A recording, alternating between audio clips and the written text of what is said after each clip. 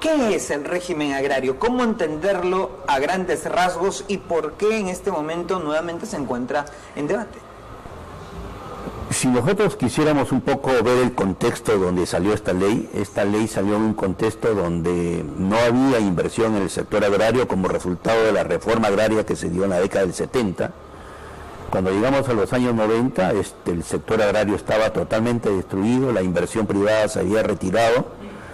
Entonces el gobierno de turno vio la manera cómo atraer inversión al sector agrario y sacó esta ley donde le daba ciertos incentivos a los inversionistas para que inviertan en el sector agrario. Uno de esos era digamos, el pago de impuesto a la renta. Normalmente el impuesto a la renta es de 30% para las empresas y acá se le dio una preferencia de pagar el 50%, 15%. También en el régimen laboral, que ha sido la parte, digamos, relevante de esta ley, se redujeron los beneficios laborales que tenía la ley general.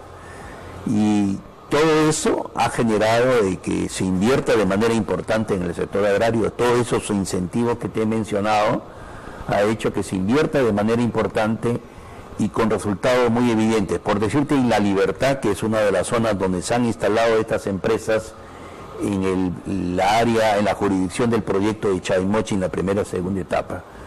La Libertad exportaba, antes del inicio de esta ley, La Libertad exportaba alrededor de 8 millones de dólares anuales, 8 millones de dólares anuales antes de la ley. Ahora estamos exportando 1.000 millones de dólares anuales. Entonces, eso es algo importante que hay que relevar. Y por el lado del empleo, en este momento las empresas agroindustriales que están instaladas en Chao Virudo y Moche están generando 85.000 puestos de trabajo. Y lo importante es que son empleo formal. Uno de los grandes problemas que tenemos en el Perú y en La Libertad es que el mercado laboral está, digamos, bastante distorsionado. Hay mucho empleo informal. Ese es uno de los grandes problemas del país. El 70% de la mano de obra en el mercado laboral es informal. ¿Qué significa eso? Que no tiene ningún tipo de beneficio el trabajador que trabaja, que se mueve en ambiente informal, no tiene ningún beneficio, solamente recibe su salario sin ningún beneficio, y eso es un poco lo que hay que destacar. Ahora, muchos dirán, ¿no? Pero el contexto en el que se dio este régimen es diferente al contexto actual, donde ya hubo un boom agrario, donde ya hay agroindustrias establecidas, ¿no? Donde ciertamente el panorama económico es un poco incierto y de desaceleración, pero vamos, no es el mismo contexto de los años 90. Entonces, ¿por qué prorrogar este régimen? Exacto, creo que es una muy buena tu pregunta. Lo que nosotros debemos ver que el mundo está cambiando, el mundo está en un contexto, lo que nosotros llamamos en una economía global. ¿Qué significa una economía global? Que los países entre sí, ahora hay una competencia muy grande en el mercado mundial. Ahora, ¿qué sucede? Las empresas que están instaladas acá en el Chavimochi o también empresas que están instaladas en Ica, su producción se va al mercado mundial. Entonces, las empresas peruanas compiten con empresas de otros países en el mercado mundial. ¿Y qué sucede? Que en el mundo todas esas normas laborales, beneficios laborales que se tienen en el Perú, son propios del Perú, no se dan en otros países. Entonces, para ponerte un ejemplo, en nuestro país las vacaciones son 30 días al mes, son 30 días entonces, al año, digamos. En otros países son 15 días, por ponerte un caso. En otros países no hay las gratificaciones de julio y diciembre, no hay el CTS. Entonces, para las empresas peruanas, eso es lo que se llama los sobrecostos laborales. Entonces, cuando una empresa peruana quiere competir con una empresa extranjera en un mercado mundial, entonces va a estar en desventaja. Entonces, es por eso de que estos beneficios de esta ley agraria deben mantenerse para poder competir. Si bien se dieron en un contexto anterior, pero el mundo ha cambiado, está cambiando permanentemente. Entonces las empresas peruanas no pueden ser competitivas, no pueden ingresar a los mercados mundiales a competir con una empresa que no tiene esos sobrecostos, y ese es el contexto que nosotros debemos mirar. Es lo que se llama competitividad, ¿no? Exacto, por eso es que las empresas peruanas tienen que ser competitivas, y no pueden ser competitivas si tienen esos sobrecostos que no lo tienen sus pares, sus empresas con los cuales compiten en el mercado mundial. Claro, en un mercado mundial una empresa peruana es tan igual o debería competir en igualdad de condiciones que una empresa española, exacto, argentina, en fin, ¿no? Ese es el contexto. Entonces no hay que mirarlo solamente aquí en el Perú, sino hay que mirarlo en ese contexto donde las empresas entran a competir, y casi el 90% de la producción agroexportadora entonces se generaliza en La Libertad y en Ica. ¿Y cuáles son los beneficios que ha traído esta ley en estos dos departamentos? Que ha generado empleo formal. Entonces, para que tengas una idea, yo tengo un dato que ha sido publicado por el Banco Central, que el número de trabajadores se ha incrementado del 2010 al 2017 de 147.000 a 382.000 trabajadores, y es empleo formal.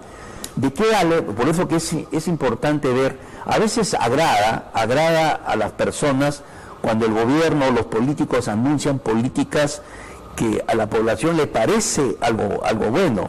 Por decirte, cuando el gobierno dice vamos a incrementar el salario mínimo vital. Sí. Eso suena bonito, agrada, pero las consecuencias es bastante desagradable, porque eso genera más empleo informal.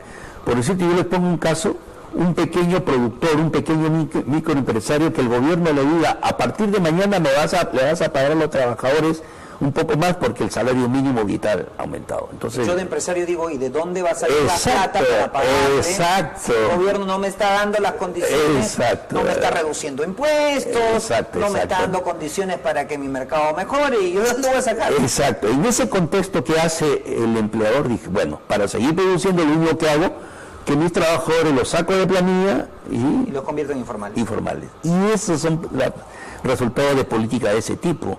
Por eso de que nosotros hemos aplicado esas políticas en la década del 70, en la década del 80, y tuvimos una economía que se retrocedió 30 años.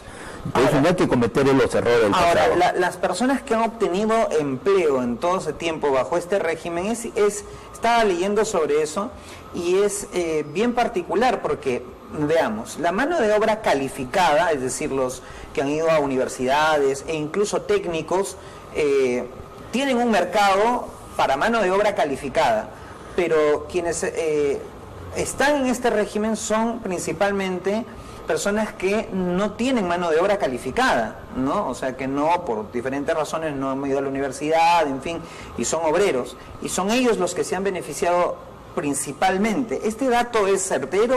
Sí, eso es cierto. Y para que tenga más o menos una idea, más o menos hace unos 5 años el Banco Central de acá de la ciudad de Trujillo hizo una encuesta en los valles de El Santa, Chao, Virú, en los pequeños agricultores. Entonces nos encontramos con la sorpresa que los trabajadores, los pequeños empresarios, los pequeños trabajadores agrícolas nos mencionaban que cuando no habían las empresas agroindustriales, el jornal diario que ellos pagaban a sus trabajadores eran 10 soles diarios. Y cuando se instalaron estas empresas, entonces la mano de obra comenzó a escasear y se vieron obligados a aumentar el salario de 10 a 30 soles. Entonces, eso es importante. Cuando el salario sube por acción del mercado, eso es bueno.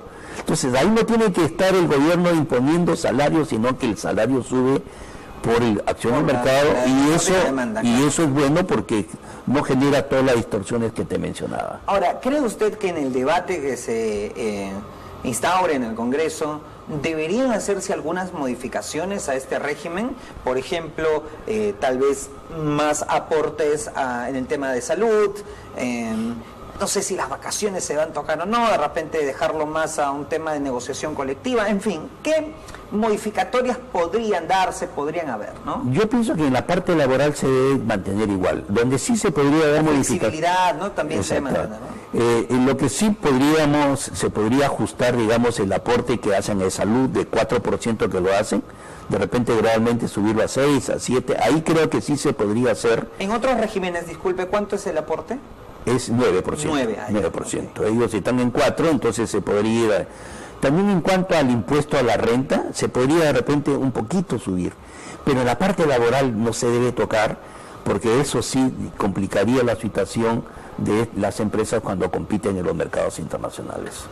Y finalmente hay un tema también interesante, porque creo que el tema del privado, o sea, de la empresa privada y su desarrollo y auge beneficia a toda una comunidad, pero aquí también hace falta un rol del aparato estatal y de las autoridades de turno, porque hemos visto que las localidades en donde ha habido auge, por ejemplo agrícola, vamos a los valles diferentes, ha crecido, pero crece desordenadamente. Exactamente. Crece, o sea, la gente tiene más dinero en sus bolsillos, hay más consumo, pero aumenta la delincuencia, ¿no?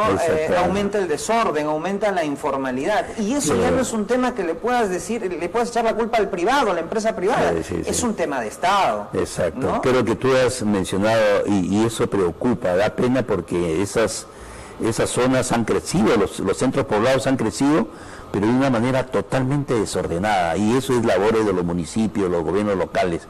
Creo que ahí se ha abandonado y hay que llamar la atención, porque ellos son los responsables, como tú mismo lo has planteado, de que las ciudades, los centros poblados crezcan de manera ordenada, y para generar, digamos, bienestar para la población, porque la población se merece mejorar su calidad de vida, donde hay una ciudad, un centro poblado con orden, que tenga sus servicios básicos, y eso no se está generando, y creo que eso es una llamada de atención y ponerlo en agenda ese tema, ¿no?